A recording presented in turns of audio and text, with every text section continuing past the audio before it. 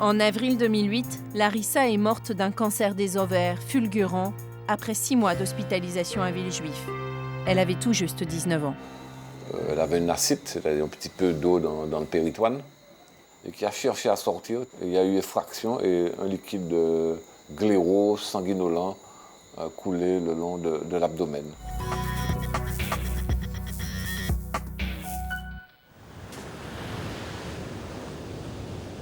Il y a 2 ans encore, la plage était pleine de pêcheurs et de vie. Depuis, tout s'est arrêté. La barque de Philippe est à l'abandon. C'est mon bateau.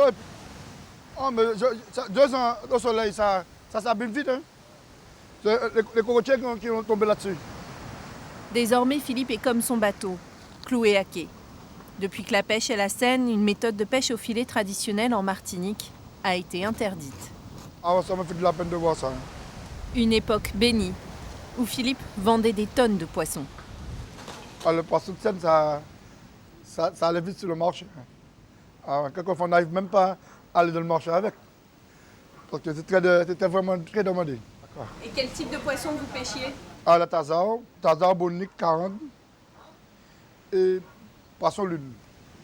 En novembre 2010, Philippe apprend brutalement que ces poissons sont contaminés par un pesticide, le chlordécone.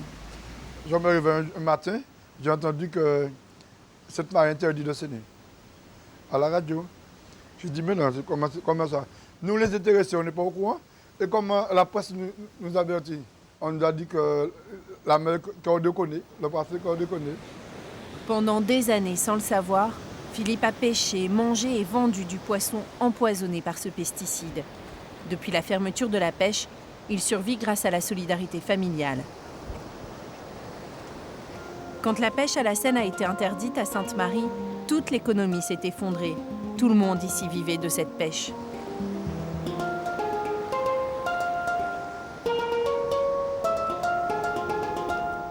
Ah, c'était vraiment le paradis. Ah ouais, la plage était toujours bourrée de monde. Hein. On s'aimait. Des gens de partout. C'est pas Sainte-Marie seulement, partout on venait. Même des gens du Marigot venaient tirer la Seine avec nous. Parce qu'à la fin, ils partaient avec du poisson.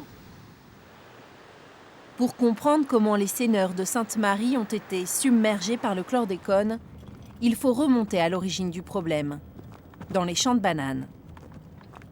Harry Turimel nous sert de guide. Il est avocat et politicien. Il connaît le dossier par cœur.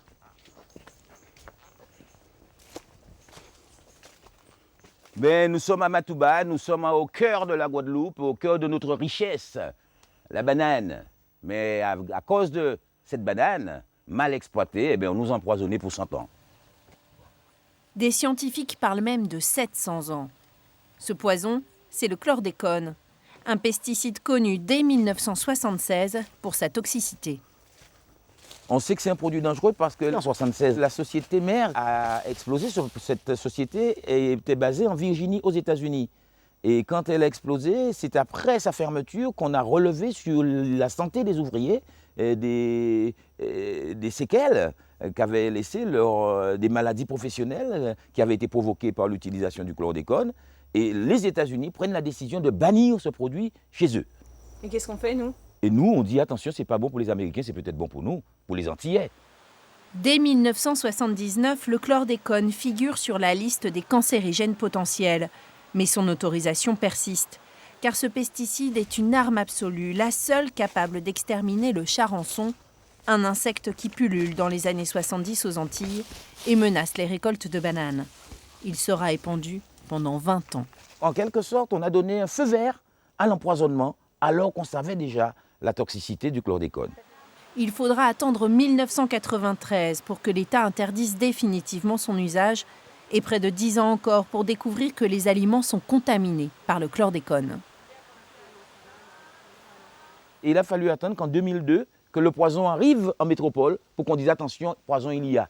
C'est lorsque 2 tonnes de patates sont arrivées à Dunkerque et que les contrôles ont été opérés par la douane et la direction régionale de la concurrence et de la répression des fraudes, qui a ordonné l'incinération. Alors que nous en mangions et que personne s'y intéressait, quand c'est arrivé en France et que les Français de France pouvaient en manger, On a dit attention, stop la cata. Derrière cette catastrophe, le lobby des planteurs. Il obtient pendant 20 ans l'autorisation d'utiliser ce pesticide malgré son risque avéré pour la santé. Mais alors pourquoi on le prend? Eh bien, on le prend parce que les bananiers sont puissants. Dans le secteur de la banane, on ne refuse rien aux bananiers. Ces puissants, ce sont les béquets. Ces blancs héritiers des premiers colons qui détiennent presque toute l'économie locale. Le drame du chlordécone réveille aussi les vieilles blessures du colonialisme. À Sainte-Marie, Philippe et ses compagnons sont écœurés. Après le poisson, c'est la langouste qui vient d'être interdite à la pêche. Alors que les bananes, elles, ne sont pas contaminées. Maintenant, ça pollue. Qui pollue? Est-ce que c'est les pêcheurs qui polluent? Pourquoi nous avons trouvé que nous, dans telles circonstances, qui empêchent nous de vivre? Tandis que Béchéa qui pollue, c'est Béchéa qui peut payer. Ils ont gâté nos terres, ils ont gâté nos mers, ils ont gâté nos rivières. Et ce qu'ils veulent, c'est que nous allions acheter dans leur supermarché. 40% des pêcheurs sont aujourd'hui victimes du chlordécone. En Martinique, ce sont les 3/4. Ils ont perdu plus que leur travail, leur mode de vie. Ni leurs enfants, ni leurs petits-enfants ne pourront plus pêcher ici et leur santé est peut-être menacée. Ils ne vont pas refaire les analyses seulement sur les poissons, ils vont refaire les analyses sur les pêcheurs. Si les poissons sont empoisonnés, nous, c'est ce que nous mangeons. Il va falloir que vous faites des analyses sur nous. Ils n'en ont pas fait ça? Ils ne l'ont pas fait. Ils veulent pas le faire? Ils ne veulent pas le faire. Pour l'heure, aucune campagne de dépistage du chlordécone n'est prévue pour la population. Tu peux me donner des nouvelles de la Service d'urologie du CHU de Pointe-à-Pitre. Les Antilles affichent 1000 nouveaux cas de cancer de la prostate par an. Une fréquence et une mortalité 2 fois plus élevées qu'en métropole. Jusqu'à présent, on pensait que seule la génétique expliquait ces taux. Les Noirs d'origine subsaharienne sont en effet parmi les plus touchés au monde. Bon, bonne journée, à plus tard. Donc ici, le cancer de la prostate, ça représente quoi dans votre activité? Le cancer de la prostate, ça représente au moins un tiers et probablement presque la moitié de notre travail, tant au niveau de la consultation qu'au niveau de l'hospitalisation et bien sûr du bloc opératoire. Donc c'est vraiment une grande part de notre travail. Bonjour Monsieur Longfort. Cette consultation ne désemplit pas. Asseyez-vous. Et à l'image de Lucien Longfort, les patients sont relativement jeunes. Ce que je connais depuis longtemps aussi, puisque je vous surveille depuis longtemps, et puis je vous ai même opéré il y a 9 ans dans quelques jours. Lucien n'avait que 58 ans lorsque son cancer de la prostate s'est déclaré. Mais sinon, vous arrivez à bien contrôler vos urines, et quand vous urinez, ça vient bien facilement. Absolument, ça va, D'accord. Au niveau de la sexualité, ça va Parfait. plutôt? Ça va bien? Je dirais parfait. Bon, alors c'est bien parce que c'est Parfait. des fois quand on Oui. opère la prostate, quand on touche, Oui. quand on met des médicaments sur la prostate, des fois ça dérègle un peu l'érection, donc je suis content que ça marche bien. Au début, c'était un petit peu Timide? timide, mais ça va maintenant. Je dirais que je suis satisfait de moi. D'accord. Bon, alors c'est l'essentiel. Pour Lucien, le premier responsable n'est pas la génétique, c'est le chlordécone. J'habitais à la campagne, en pleine campagne, un endroit où effectivement on plantait la banane. J'ai été contaminé à cette période-là. Parce que je vais vous rajouter qu'il y a pas mal de personnes de ce secteur qui a eu ce même problème. Il y en a qui en sont morts, pas mal d'ailleurs, et voilà. Le chlordécone est cancérigène, mais est-il responsable de ces si nombreux cas de cancer? L'urologue a voulu en avoir le cœur net. En 2004, il lance avec d'autres chercheurs l'étude Caro-Prostate. C'est une étude qu'on a menée en lien avec le CHU de Pointe-à-Pitre, avec l'Université des Antilles-Guyane et puis bien sûr l'INSERM. Près de 1500 personnes ont participé à cette étude. La moitié atteinte d'un cancer de la prostate, l'autre en bonne santé. Les résultats sont éloquents. Et vous voyez que dès qu'apparaît une élévation du chlordécone dans le sang, vous élevez votre risque. Si on admet que quand vous n'avez pas de chlordécone dans le sang, vous avez un risque 1 d'avoir un cancer de la prostate, eh bien dès que le chlordécone commence à pouvoir être mesuré dans le sang, vous élevez légèrement votre risque.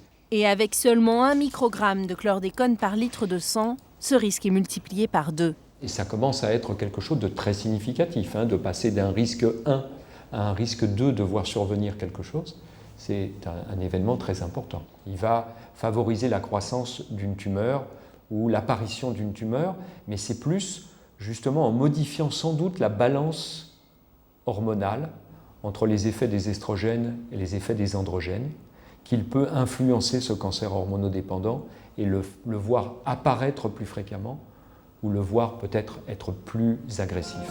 Et même si le chlordécone n'explique pas tous les cancers de la prostate, le fait que la population y soit exposée simplement en s'alimentant est inquiétant. Aucune étiquette ne précise si les denrées sont contaminées, alors chacun y va de sa petite stratégie. On demande aussi vraiment si c'est eux-mêmes qui le font, comment ils le font quoi, avant d'acheter, parce qu'on sait qu'il y a le chlordécone et tout ça. Surtout moi, parce que je fais attention à ma santé. Voilà. Près de bouillante là, il n'y a pas de chlordécone, alors j'achète par là. J'observe, j'analyse, mais je ne peux pas faire. Parce que des fois, on pose des questions aux gens, mais des fois, ils mentent. Oui, j'essaie de prendre du bio. Bonjour Madame Monché. Bonjour. Je me présente, Julien Vacher, de la direction de l'alimentation. Chaque jour, ces agents de l'État saisissent des aliments produits en Martinique afin qu'ils soient analysés. On vient aujourd'hui en fait compte pour faire des prélèvements. Ce n'est qu'en 2003, 10 ans après l'interdiction du chlordécone, que les autorités ont lancé ce plan de surveillance des aliments. La chlordécone est un problème de contamination cumulative au sein des organismes humains, apporté par toutes sortes d'aliments. Donc il s'agit de vérifier que l'exposition globale tout au long de l'année des Martiniquais est conforme. Ce n'est pas un produit qui est dangereux, c'est l'accumulation de produits contenant du chlordécone qui pourrait poser problème. Nous vérifions les poissons, les crustacés, les mollusques, les viandes issues de l'élevage et puis tous les produits végétaux. Mais pour certains, cette surveillance ne va pas assez loin. Au Lorrain, dans le nord de la Martinique, le docteur Jean-Michel Macny est de ceux-là. Dans son cabinet de médecine générale, il reçoit de plus en plus de malades de cancer. Il y a 5 ans, le cas d'une jeune fille l'a bouleversé.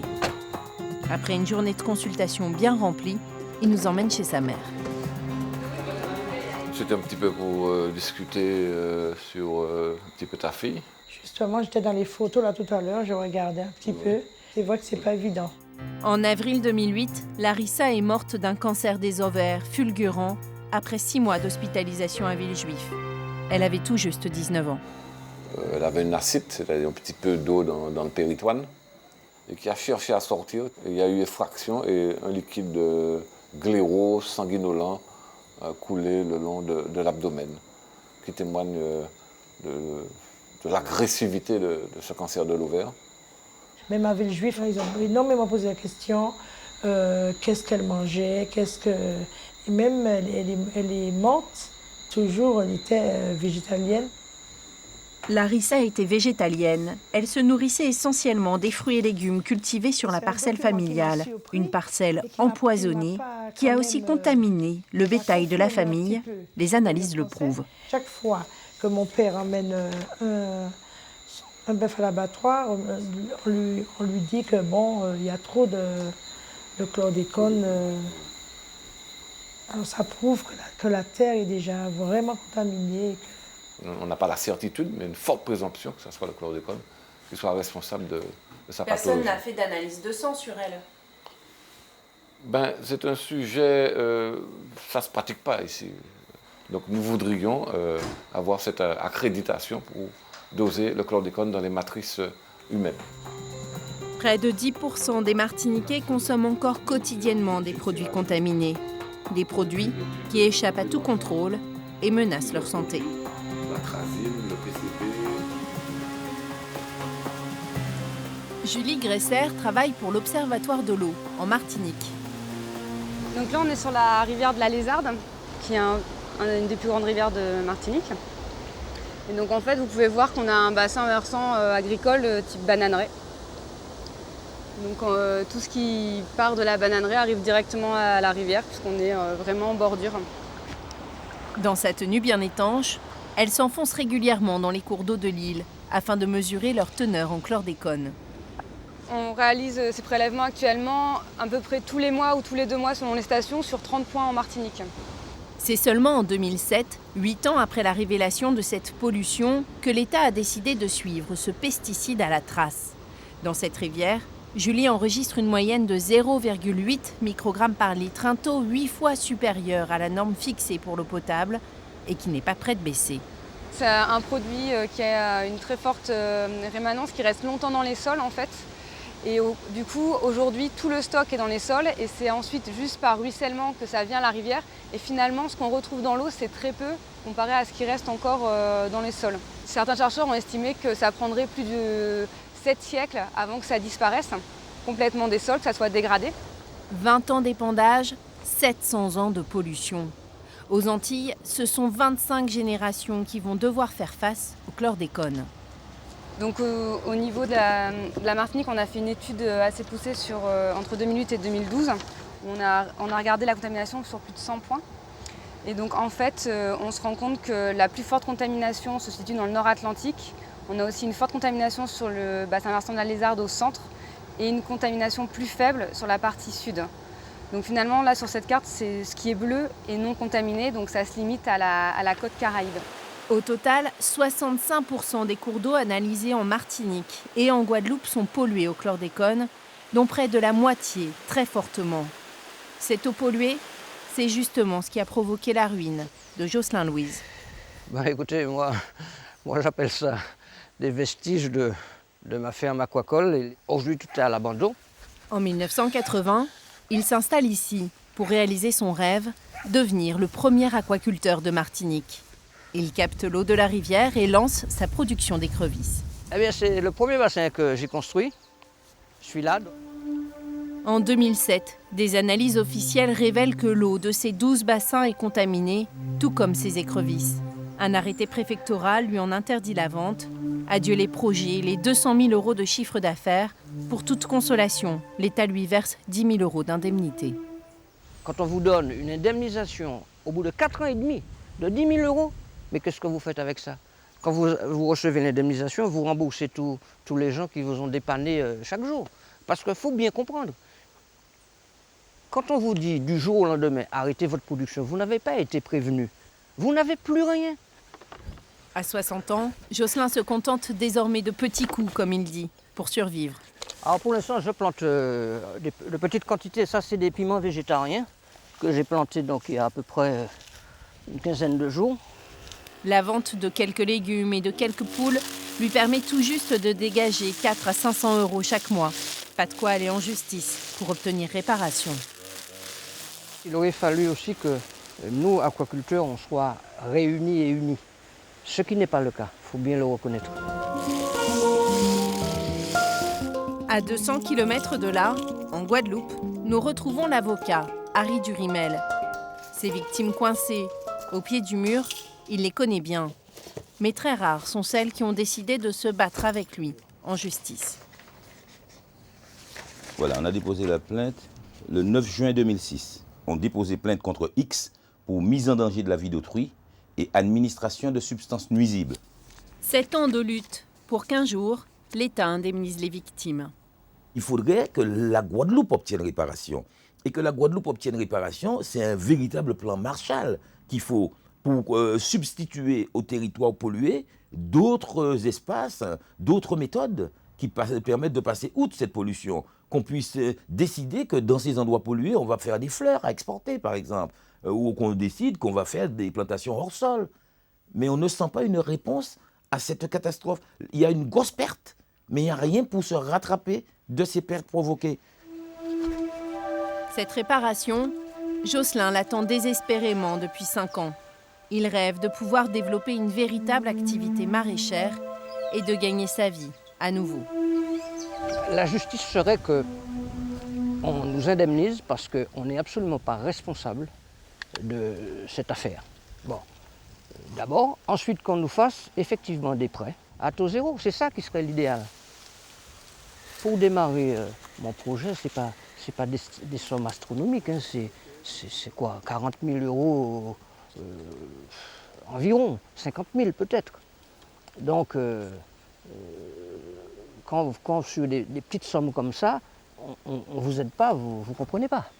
Vous ne comprenez pas, c'est révoltant, c'est ça le mot.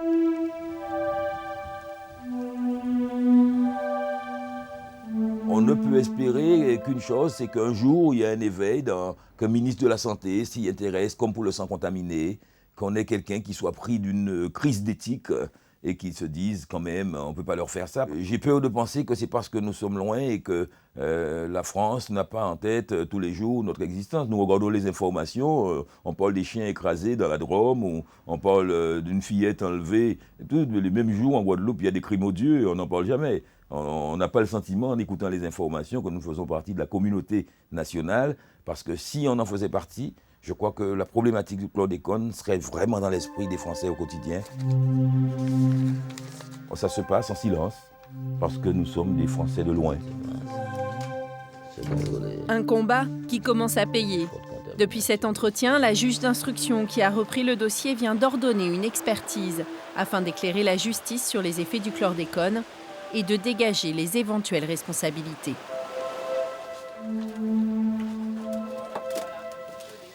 Voilà ce qui fait la fierté d'Abdoul Djéré. De beaux fruits tropicaux, parfaitement sains. Les gens, ils raffolent de ces produits-là parce que, bon, c'est, je dirais, du producteur au consommateur. Ils savent aussi que je ne traite pas mes arbres. Et bon, ils ont une confiance quand même dans ce que je leur propose. Et si aujourd'hui il peut vendre cette production sans crainte, c'est grâce au conseil de Magali Janoyer, chercheuse en agronomie. Bonjour Abdou. Ça va bien? Ça va bien? Ça va. Bon. Écoute, j'ai amené les dernières analyses là, oui, sur les fruitiers. On va aller voir et puis on fera le point directement sur place. D'accord. Faire des analyses, c'est devenu le quotidien de cet agriculteur. Car s'il y a bien une chose qui lui empoisonne la vie depuis qu'il s'est installé sur ces terres en 2005, c'est le chlordécone. Tout le terrain était planté de bananes. Il y avait au minimum 16 hectares de bananes. Les personnes qui étaient sur place, en tout cas, s'y sont données à cœur joie. Et on semait beaucoup de chlordécone, énormément de chlordécone. En tant qu'agriculteur, on est là, je dirais, pour donner la vie aux gens. C'est-à-dire la nourriture, c'est ça la vie. Quand brusquement vous vous rendez compte que vous pouvez être un élément, je dirais, d'empoisonnement, c'est vrai que ça vous fait un coup, ça vous fait un sacré coup. Les dernières analyses de Magali vont lui révéler si les fruits des arbres qu'il a récemment plantés sont contaminés.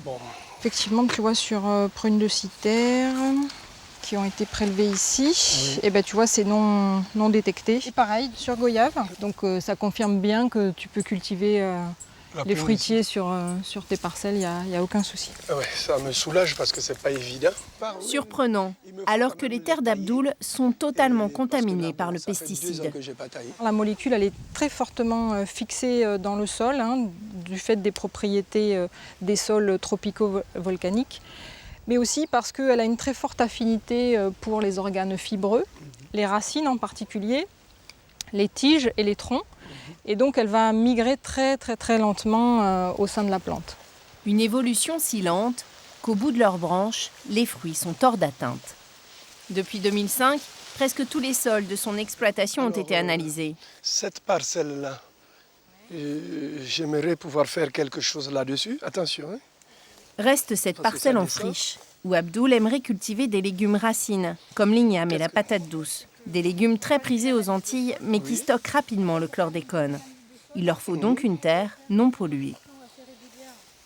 Mais en fait, pourquoi 30 cm? Parce que en fait, c'est la zone d'exploration un peu optimale des racines. Ah bon? Ils recevront les résultats dans 1 mois et demi.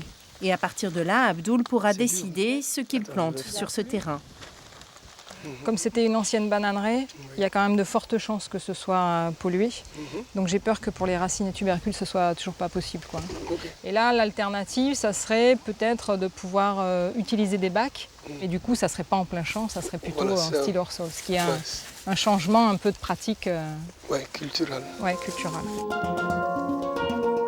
Ce virage, Nelly Le Sort est en train de le prendre. Tiens celui-là de préférence. Quand elle a décidé l'année dernière de s'installer sur ces terres polluées, elle savait bien que ses cultures en plein champ seraient très limitées. Après, il y aura exactement une vingtaine de bacs qu'on n'a pas fini, hein, on est là pour l'année, quoi. L'astuce, c'est de pouvoir faire du hors-sol. Et les tubercules comme la dachine, l'igname, la patate douce. Quand on a une bonne récolte, eh ben, on a quand même un bon... Je dirais un bon salaire, un bon chiffre d'affaires. Ça, c'est clair. Et pour être sûre de planter ses légumes dans une terre saine, elle a décidé de la fabriquer elle-même, en ramassant les feuilles mortes qui tombent sur sa parcelle. Ça, c'est le bois canot. Quand il tombe, il se désagrège, il se décompose. Quand il reste longtemps, quand il est mouillé, je récupère. Et c'est tout un mélange parce qu'en fait, il y a la glycéria et le bois canot. Et ça me donne un substrat à peu près comme ça, assez aérien. Là, il a 2 semaines. Il faut attendre quand même un bon mois. Un compost qui se révèle très fertile.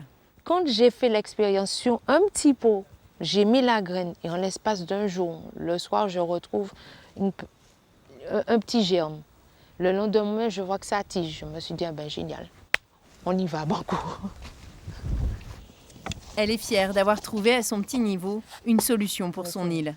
La plupart des gens disent que c'est la fin, on peut rien faire avec une terre polluée.